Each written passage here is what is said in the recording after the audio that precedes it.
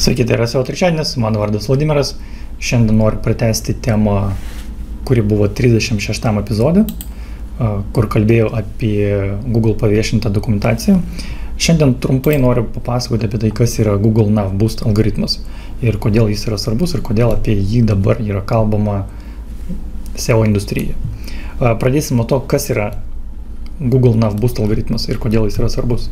Google Nav Boost algoritmo tikslas yra stebėti, kaip vartotojas elgiasi Google paieškos rezultatų puslapyje. Dabar pažiūrėsim praktiškai, kas tai yra.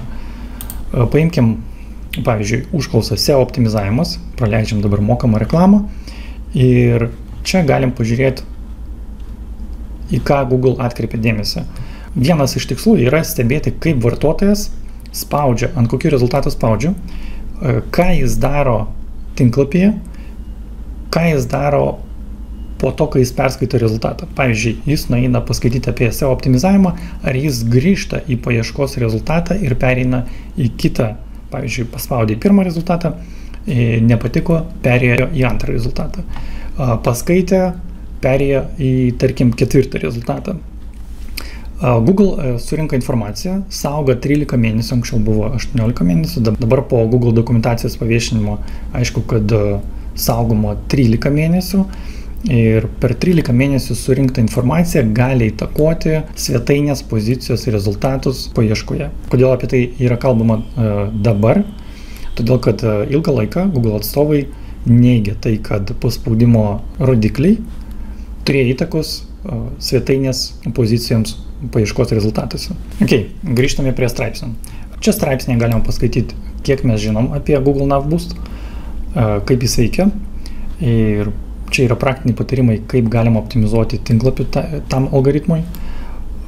Bet bendrai, ką reikėtų žinoti, kad mes turim visą laiką pagerinti mūsų paspaudimo rodiklius Google paieškos rezultatuose ir tam yra tam tikri metodai, kur galima optimizuoti meta title ir meta description rezultatuose, kurie bus atvaizduojami, stebėti, daryti eksperimentus ir nuolat tobulinti.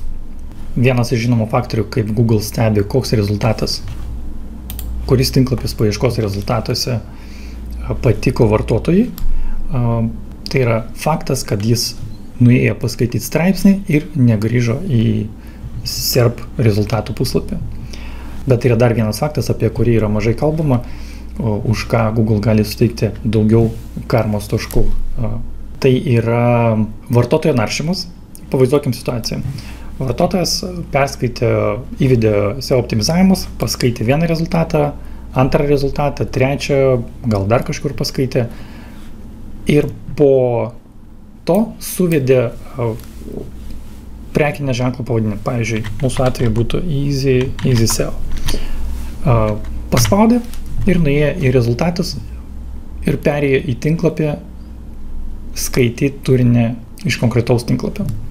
Kaip jau minėjau 36 epizode, Google nori skatinti brandinės paieškas. Tai yra prekinis ženklas yra labai svarbus reitingavimo faktorius. Tiek šiam kartui. Jeigu tai buvo naudinga, spauskite like, tai nieko nekainuoja ir prenumeruokite naujienas. Iki.